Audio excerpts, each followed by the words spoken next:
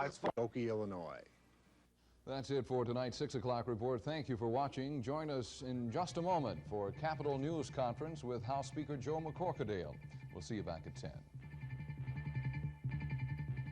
NBC proudly presents putting on a whole new face, dressing up with lots of style, putting on a special look, breaking out a great big smile, gonna spread our wings and reach right up to the stars.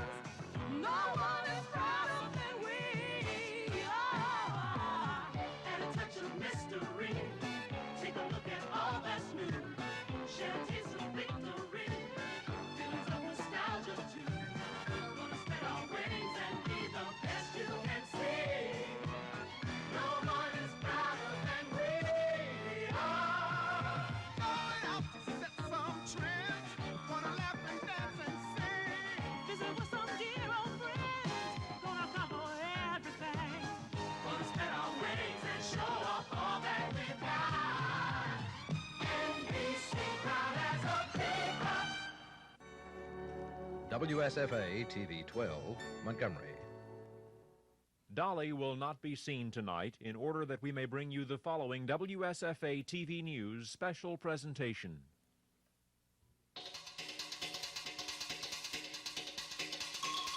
Live from Montgomery, this is a Capitol News Conference. Tonight, one of Alabama's leading newsmakers will be questioned by a panel of journalists.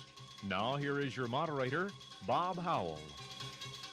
Thank you and good evening and welcome to Capitol News Conference, a live program originating in our studios tonight. On our first program earlier this summer, we had invited House Speaker Joe McCorkadale to appear as our first guest, but because of illness, he had to decline, and Governor Fob James graciously filled in for the House Speaker. But tonight, we are happy to have a fully recovered House Speaker Joe McCorkadale with us to face our panel of journalists. And Speaker McCorkadale, it's a pleasure to have you with us after a very, very busy week for the House. Bob, it's a pleasure for me to be here. I thought possibly last night before that ended that I would be without voice again, because this is what occurred, you know, on my first invitation, but I appreciate you extending me another invitation. Our pleasure to have you with us. I'd like to introduce at this time the members of our panel tonight who will be questioning the Speaker. First of all, representing the Associated Press, Scott Shepard. Also appearing with us tonight is a representative from the Alabama Public Television Network, Betty Cork. We're delighted to have you with us. And the man who regularly covers the state capitol for TV 12 News, who will have our first question for tonight, Dennis Latham. Dennis? Mr. Speaker, last night was unusual at best, and you have received a great deal of criticism from some people in the House over your voice vote. What actually went through your mind? Did you think that perhaps you would be listening for a call for the ayes and noes, or was it something that just flashed through your mind and happened? Did you think about it beforehand? Dennis, it was not spontaneous, but I had given some thought on the possibility that if we did not have a call for the ayes and noes, that we would have a voice vote. We do this all the time, as you know. Anytime that we have a suspension of the rules requested, it's most always by voice vote.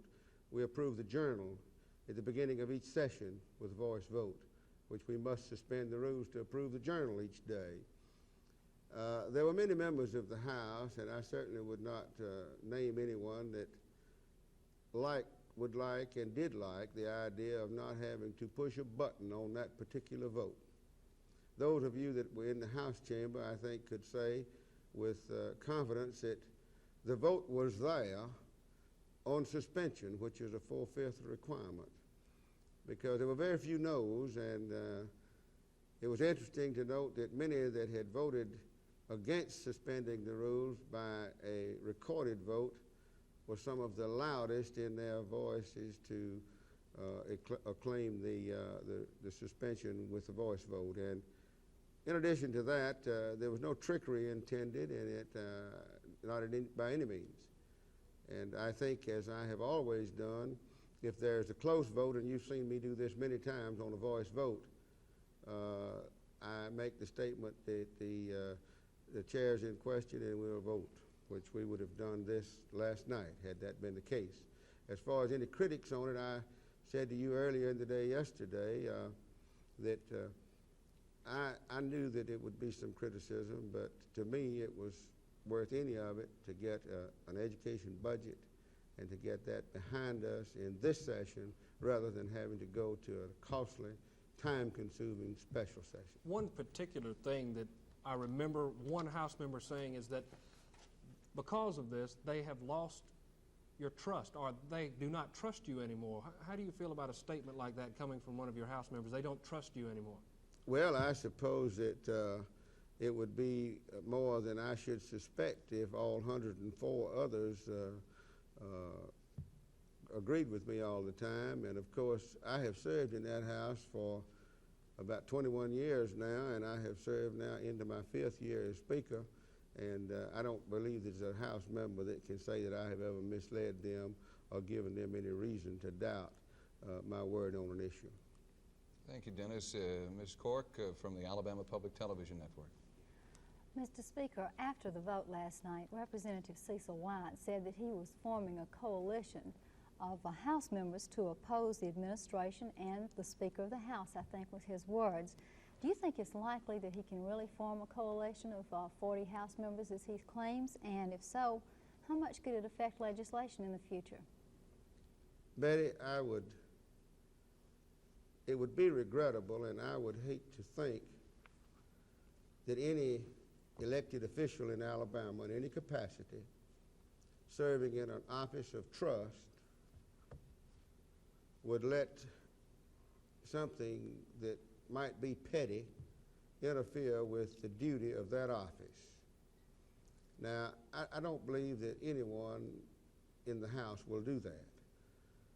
If you en masse oppose, then this is violating a trust, in my opinion. Regardless of the issue, it should be considered on merit. It should be considered on merit whether it originates with me or the governor or any member of the House or any group.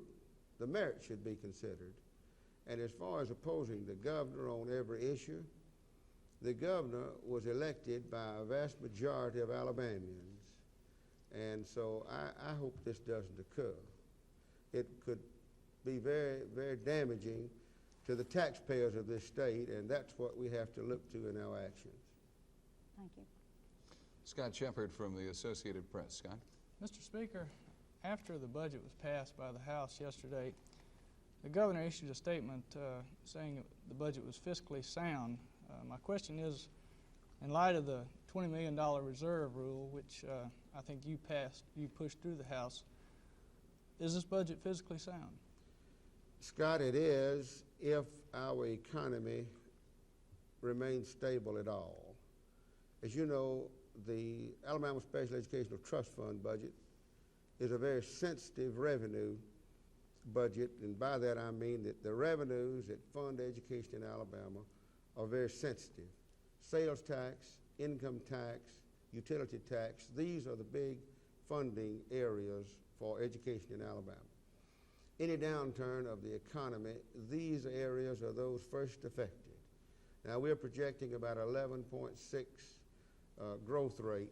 That means 11.6 more dollars in revenue for the upcoming fiscal year than that we received this year, which would just barely keep step with inflation if this be the case. I hope that we can expect that much growth. Frankly, I don't see a lot of extra money in this budget. I don't think it's a proration budget. The intent of maintaining a positive hard-line reserve of almost $12 million, the purpose of this has been that we would not suffer proration if we fail to get the full 11.6% growth. Just as a brief follow-up, have you had some misgivings over pushing that rule in the last few days? Oh, no, I have not. Let me say it. I mentioned this to the governor yesterday.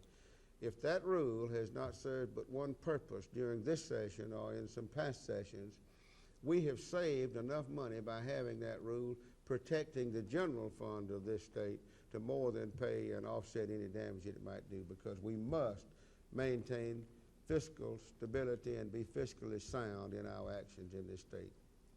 Thank you, ladies and gentlemen. We'll be back with more on Capitol News Conference with House Speaker Joe McCorkadale in just a moment.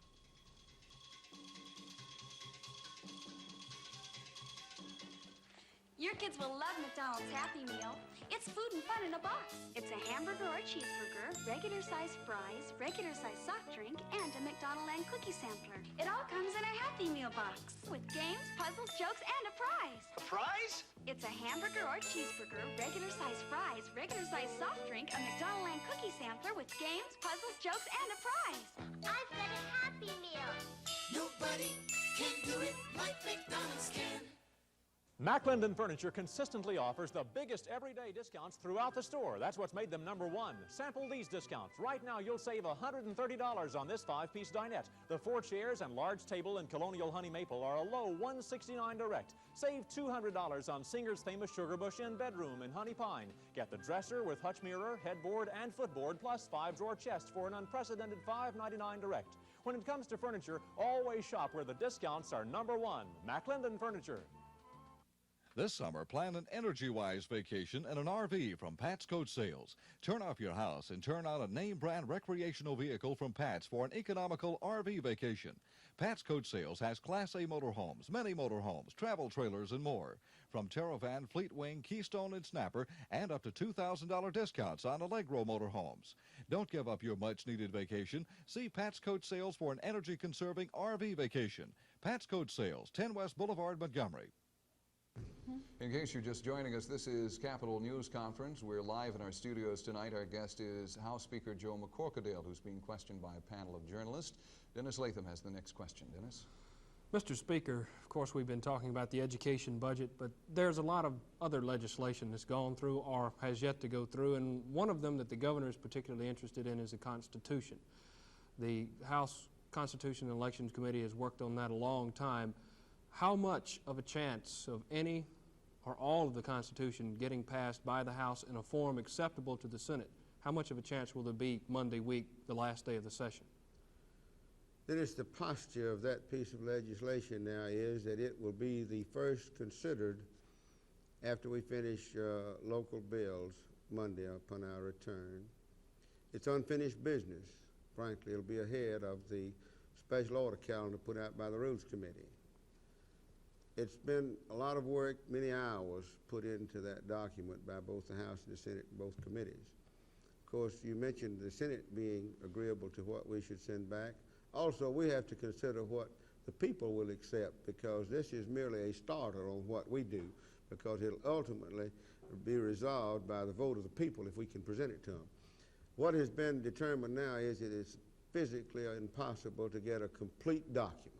So we're dealing with 3 articles, frankly, to try to refine and to bring into a proper being and improve what we have.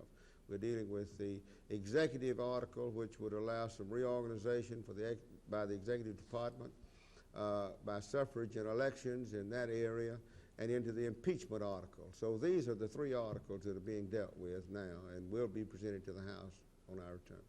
Just to follow up just a little bit, the governor seemed very, very enthusiastic about his Constitution. They had, I believe, 3 sets of hearings before the legislature even came into session this year, refining and re-refining the document. Why do you think he has perhaps toned down a little bit? Is it maybe because he's realized that a legislative session, and particularly his first one, is a pretty big thing to handle? Dennis, it's an extremely difficult job, and it is almost an impossibility to do that job during a session, and especially during a first session of an administration and a first session for a large number of House members as well as a large number of senators. And many have realized now that this is not an easy task, because this is the framework and the guideline for our state. We need some revision. We need a new Constitution. But we have to be extremely cautious, extremely careful, and not have change just for the sake of change, but improve what we have. If we can't improve, let's not just make change. And I think many people realize that now. The governor's dedicated to it. He hasn't changed his stand or his position at all, but he is being very frank and honest, and I appreciate him being the type person that will say, just do this regardless of the end result, but being sound and responsible in approaching it in this manner. Ms. Cork? Mr. Speaker, usually it's the Senate that blocks the administration programs and they get right through the House. This year, we've had a role reversal. The Senate has approved the Constitution, approved the budget. In the House, the gasoline tax was killed. The Constitution's been all but killed. And the war on illiteracy got cut in half because of the House action. Why do we have this role reversal this year?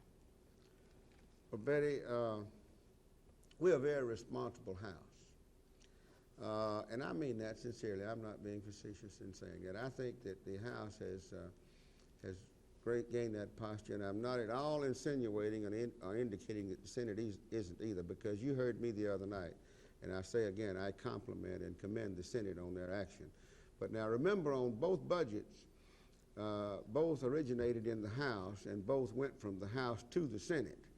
And of course, we got a general fund budget earlier than ever that I can recall, and the same with the Educational Trust Fund, frankly, even though it's been late coming. And of course, revenue measures having to originate in the House, it means that the Senate never did have the privilege or the opportunity to vote on the gasoline tax bill. I regret that they didn't have that privilege or opportunity, but this is the way the law provides for.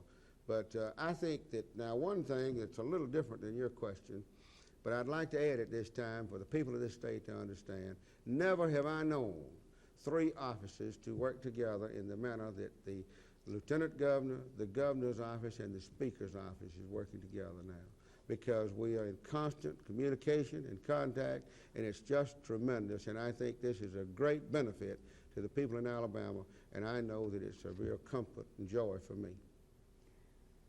Nevertheless, you personally were in favor of all three programs, right? Yes, I have been. I certainly have. But they still ran into problems in the House. What happened? Well, of course, there are many people that are dedicated to no new taxes. You know that. And I have said that certainly I'm not an advocate of new taxes, but our road program now is in an emergency situation, in an emergency status. And I think that this is the reason we're going to have to recognize that. But a lot of people were elected, and they had promised and committed to those voters that they would not support any kind of taxes. And they were fulfilling that commitment. And so as a result, this has been the action there. Now, the Constitution, as far as the Senate action is concerned, it came out of the Senate, I believe, on the 14th legislative day. We've had it almost the same time that they had it. We have it back out on our calendar now. So we're almost in that same posture with it. And the governor elected to reduce his war on illiteracy. He said it was not necessary to have the full 20, and he elected to do this. So we don't have a lot of problems, and I think it's good that we have the communication and the togetherness, really, that we have now working toward this end. Mr. Shepard? Since you mentioned the gas tax and the conditions of the roads, apparently there's not going to be anything done to improve those conditions since the gas tax was killed.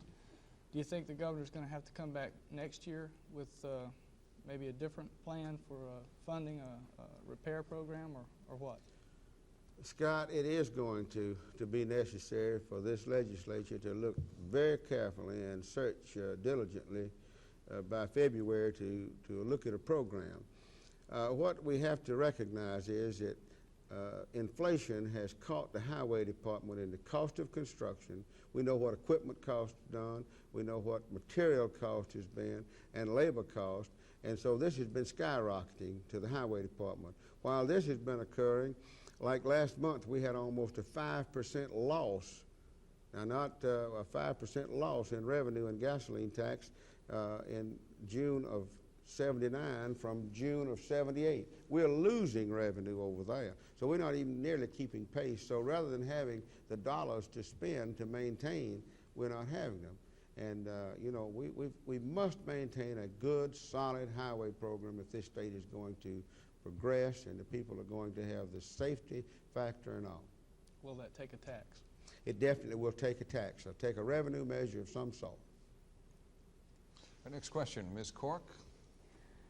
Mr. Speaker, when you're talking about the gasoline tax, not just a few weeks ago in the Highway Safety Committee, there was a hearing on a proposal to reduce the truck weight limitations on Alabama highways. And in this hearing, the highway maintenance official said that one reason our roads are in such terrible condition, that there is a crisis, is because we have such high truck weight laws, allowed in our laws. Do you favor lowering the truck weights on Alabama highways?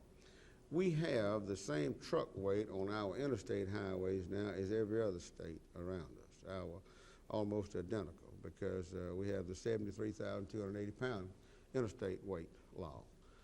We do have a different weight law for some secondary roads in this state, the roads off of interstates. I think if we can determine that this is where our problem lies, then we should consider that. At the same time, we have to measure that by the additional trips that trucks will have to make to use more fuel and to use more time on the highway. It's a two-edged sword, really. Any way you approach it, you have an argument. But I think this needs to be looked at. It needs to be studied, yes. Well, the highway maintenance officials who were testifying said that because we have so much higher weight limit on these secondary roads, and they are not nearly as well constructed as the interstates, that we should, at least bring them in line with the interstate weight limits. These same people, I think, in all justice, I wasn't there to question them, I would like to have asked, will tell you that a single axle dump truck that we commonly see operated by the highway department and by counties and by cities, loaded, will probably do more harm than some of your heavier trucks, and we have no weight limits on these trucks at all that are operated by municipalities and state government and county government. So we need to control it all. I think we should, yes. Dennis? Mr. Speaker, you mentioned you had been in the House of Representatives a long time. I believe you're going into your 6th term. You've seen a good many faces come and go. You've been under a couple of governors. How would you evaluate the first 6 months of the administration of Governor Fob James, the new beginning? I was afraid you were going to ask me that, Dennis. The governor is totally dedicated to doing a good job. I've never seen a man attempt to fulfill political promises or campaign promises any harder than this man is trying to do. He is has approached an arena that is totally unfamiliar to him. He's learning fast. He's a fast learner. He's reacting, and in a very, very good manner. The people should feel comfortable in that. I think when we take that into consideration, it is new to him. We have new members of the legislature that we have fared well this first 6 months. Some might say, and I might be one to say that the governor was maybe a little overambitious with many of his programs that he brought forward the first year. But by and large, I think that we're doing well this year. Having seen that, would you like to be governor? Me? Yes. Well, that's a long way off, and I've never given an awful lot of thought to that since my decision 2 years ago. Fine, thank you, Mr. Speaker. We'll be back with more questions on Capitol News Conference in just a moment.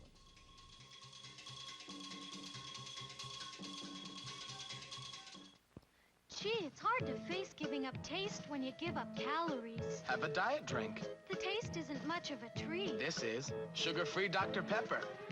Wow! Sugar-free Dr. Pepper tastes fattening, but it's not. How can sugar-free taste so sugar-full? What a great taste this one's got. How do they make so few calories taste like such a lot? Sugar-free Dr. Pepper tastes fattening, but it's not. Cody's in Old Town brings you some hot summer values at cool prices during the summer clearance sale. Save up to 40% on quality men's fashions throughout the store. Suits 30% off, sport coats 30% off, summer slacks 30% off, short sleeve dress and sport shirts 25% off, a select group of knit shirts 40% off. For the hottest summer values under the sun, shop Cody's summer clearance sale, Old Town Shopping Square. And now to Scott Shepard from the Associated Press. Scott? Mr. Speaker, a lot of people that come to the Capitol to sit up in the gallery and they watch you preside over the House, and they occasionally see you get up and leave. Could you give us some idea of what exactly goes on when you leave your seat and go to the office? Scott, sometimes after staying in that chair for 3 or 4 hours at a time, it's necessary to leave. But Well, on other occasions, there will be some reason for a short conference with maybe some of the House members. And on occasion, the governor would call and want a conference on maybe the issue that was at hand or one that was coming. There are various and sundry reasons that I do leave, but you know, I don't leave very frequently from that position. Well, you seem to have left quite a few times the last couple of days, and could you give us some idea what happened? Well, of course, it's been a lot of effort in the last couple of days, frankly, to try to get this budget passed, because to me, we have had a very good session, one of the best that I've ever seen for a first session of a new administration. And I think that it behooved us to get this budget passed, or everything good that we'd done would be wiped out because we would have to come back in a special session. So I have been working very hard and been away from my chair more than usual in the last couple of days. Ms. Cork.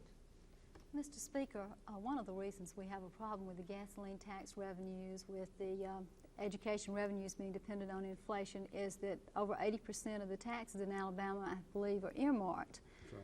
And that means they must go for specific purposes. Do you favor earmarking, or do you think maybe we should consider a change in our tax structure? I think that earmarking is archaic, really. I think we're going to have to change. We're one of the few states that earmark to the degree that we earmark. Now, the reason I say this, most people think when you talk about unearmarking, you're dealing with just revenues for education, and this isn't the case. We earmark for highway department, we earmark for conservation, pension and security, mental health, you name it, we earmark. And we're going to have to get out of that posture to be able to place some priorities on our revenue. Dennis, one final question. The governor has talked a lot about austerity.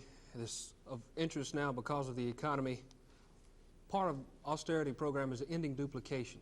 Perhaps colleges and universities in Alabama engage in a little bit of this. Do you favor a stronger Alabama Commission on Higher Education to regulate this more evenly? Yes, I do, Dennis. We passed that bill yesterday, in fact, that gives the Commission on Higher Education, known as the 8 bill. We passed it yesterday, and of course the conference committee met between the differences in the Senate and the House version, and the conference committee came back and reported we passed it. It's in the governor's hands now. It will give the Commission more authority to eliminate duplication and proliferation. But were you entirely satisfied with it? Well, it was weakened quite a bit from the original version, but it's so much better than what we have had until, yes, I'm satisfied with it. Fine. Mr. Speaker, that's just about all of the time that we have for tonight. Do you have any final comments before we go? The only thing I would like to say on this program and the questions that we have had is the fact that we in Alabama are extremely blessed with God-given resources, and it behooves every one of us in the elected office to protect and promote to the best we can and maintain what we have been given with none of our thought and none of our work. God gave us these, and it behooves us to protect and preserve these. And that's all I'd like to say on that. Thank you very much, Mr. Speaker. We're delighted to have had you with us tonight. I know that like we said at the beginning of the program, it's been an extremely busy week for everybody down on Capitol Hill, and we appreciate your taking your time to come down and be with us for our live questions.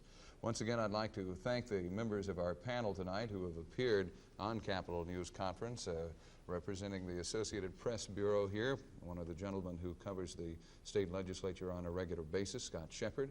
Also from Alabama Public Television Network, a lady who was gracious enough to be with us, Betty Cork. Thank you for coming out. And the man from our staff that's down there every day, Dennis Latham. Thank you all for your excellent questions. And to each of you, thank you for watching. We will be back later on in the summer with another live edition of Capitol News Conference. We hope that you'll join us for that. Until then, I'll see you back tonight at 10 o'clock.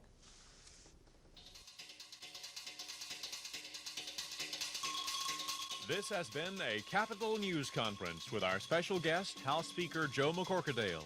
Join us on July 31st at 6:30 p.m. for our next edition of Capitol News Conference.